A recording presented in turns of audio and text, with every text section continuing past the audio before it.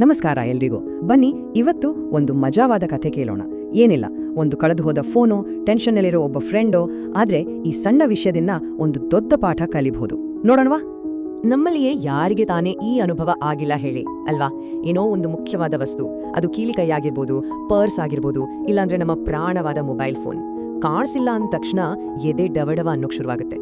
ಇವತ್ತಿನ ನಮ್ಮ ಕಥೆಯ ಹೀರೋನ ಪರಿಸ್ಥಿತಿನೂ ಹೆಚ್ಚು ಕಡಿಮೆ ಇದೇ ರೀತಿ ಇದೆ. ಸೊ ಕತೆ ಶುರುವಾಗೋದು ಹೀಗೆ. ಸ್ಕೂಲ್ ಮುಗ್ದಿದೆ.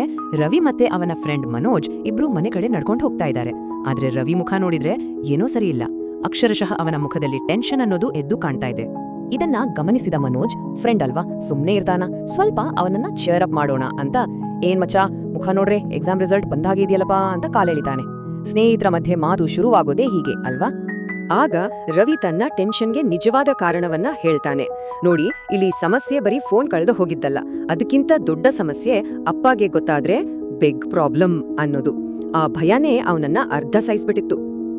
ಒತ್ತಡದಲ್ಲಿದ್ದಾಗ ನಮ್ಮ ತಲೆ ಹೇಗೆಲ್ಲ ಕೆಲಸ ಮಾಡುತ್ತೆ ಅನ್ನೋದಕ್ಕೆ ಇದಕ್ಕಿಂತ ಒಳ್ಳೆ ಉದಾಹರಣೆ ಬೇಕಾ? ಒಂದ್ ಕಡೆ ರವಿ ನೋಡಿ, 10 ಸಲ ಚೆಕ್ ಮಾಡ್ದೆ, ಫೋನ್ ಇನ್ವಿಸಿಬಲ್ ಆಗಿ ಹೋಗಿದೆ ಕಣೋ ಅಂತ ಡ್ರಾಮ್ಯಾಟಿಕ್ ಆಗಿ ಯೋಚನೆ ಮಾಡ್ತಿದ್ರೆ, ಇನ್ನೊಂದ್ ಕಡೆ ಮನೋಜ್ ಎಷ್ಟು ಸಿಂಪಲ್ ಆಗಿ ಕೇಳ್ತಾನೆ ನೋಡಿ, ನಿನ್ನ ಜೇಬಲ್ ಚೆಕ್ ಮಾಡ್ದ್ಯಾ ಅಂತ. ಎರಡೂ ಯೋಚನೆಗೂ ಆಜ ಗಜಾಂತರ ವ್ಯತ್ಯಾಸ. ಸರಿ, ಇಬ್ರು ಮನೆಗ್ ಬಂದ್ರು. ಈಗ ಶುರುವಾಯಿತು ನೋಡಿ ಆ ಸಲಿ ಆಟ, ಫೋನ್ ಹುಡ್ಕೋ ಆಪರೇಷನ್. ರವಿ ಮುಖದಲ್ಲಿರೋ ಟೆನ್ಷನ್ ಇನ್ನು ಡಬಲ್ ಆಗಿದೆ. ಸೋಫಾ ಕೆಳಗೆ, ಟೇಬಲ್ ಮೇಲೆ, ಬ್ಯಾಗ್ನೊಳಗಡೆ, ಅಬ್ಬಾ ಮನೆನ ಒಂದೇ ಒಂದ್ ಜಾಗನೂ ಬಿಡ್ಲಿಲ್ಲ. ಎಲ್ಲೆಲ್ಲೂ ಹುಡ್ಕಾಡಿದ್ರು, ಆದ್ರೆ ರಿಸಲ್ಟ್ ಝೀರೋ. ಫೋನ್ ಸಿಗ್ಲೇ ಇಲ್ಲ. ರವಿನ ಮುಖ ನೋಡಕ್ಕೆ ಆಗ್ತಿರ್ಲಿಲ್ಲ, ಅಷ್ಟು ಬೇಜಾರಾಗಿದ್ದ. ಇನ್ನೇನು ಎಲ್ಲ ಹೋಪ್ ಹೋಯ್ತು, ಅಪ್ಪನ ಕೈಯಲ್ಲಿ ಬೈಗುಳು ಗ್ಯಾರಂಟಿ ಅಂತ ರವಿ ಅಂದ್ಕೊಂಡಿದ್ದ. ಆದ್ರೆ ಆಗ್ಲೇ ಕತ್ತಲಲ್ಲಿ ಒಂದು ಬೆಳಕು ಬಂದ ಹಾಗೆ ಮನೋಜ್ ತಲೆಯಲ್ಲಿ ಒಂದು ಬ್ರಿಲಿಯಂಟ್ ಐಡಿಯಾ ಫ್ಲಾಶ್ ಆಯ್ತು. ಕಥೆಗೆ ಒಂದು ಟರ್ನಿಂಗ್ ಪಾಯಿಂಟ್ ಸಿಕ್ಕಿದ್ದು ಇಲ್ಲೇ. ಮನೋಜ್ ಎಕ್ದಮ್ ಕಾನ್ಫಿಡೆಂಟ್ ಆಗಿ, ಮಚಾ ಒಂದು ಸಿಂಪಲ್ ಟ್ರಿಕ್ ಮಾಡೋಣ ಬಿಡು ಅಂತಾನೆ. ಅವನ ಧ್ವನಿ ಕೇಳಿಯೇ ರವಿಗೆ ಅರ್ಧ ಸಮಾಧಾನ ಆದ ಹಾಗಾಯ್ತು.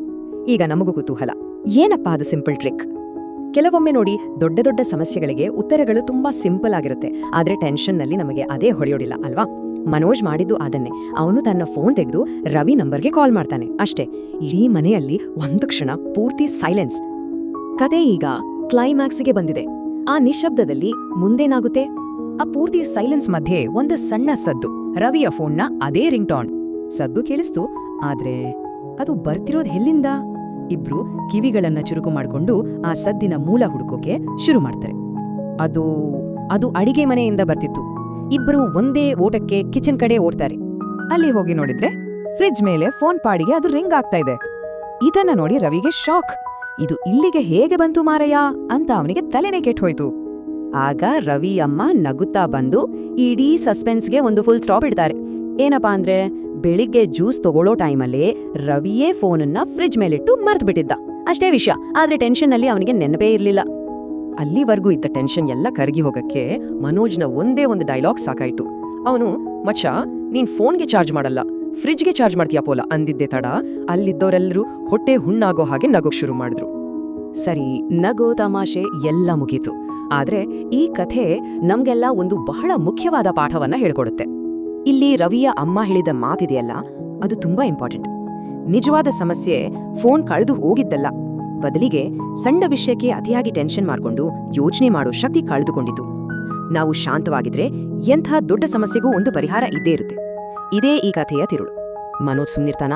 ಅವನು ತನ್ನ ಕಾಮಿಡಿ ಮುಂದುವರಿಸಿ, ನೆಕ್ಸ್ಟ್ ಟೈಮ್ ಫೋನ್ ಫ್ರಿಜ್ಲಿಟ್ರೆ ಐಸ್ ಕ್ರೀಮ್ ಜೊತೆಗೆ ಒಂದು ಮೆಸೇಜ್ ಕೂಡ ಕಳ್ಸು ಮಗ ಅಂತ ಹೇಳಿ ಕತೆಗೆ ಒಂದು ನಗುವಿನ ಅಂತ್ಯ ಹಾಡ್ತಾನೆ. ಈ ಕತೆ ಮುಗ್ದ ಮೇಲೆ ನಮ್ಮೆಲ್ಲರ ಮನಸ್ಸಲ್ಲೂ ಒಂದು ಪ್ರಶ್ನೆ ಮೂಡುತ್ತೆ.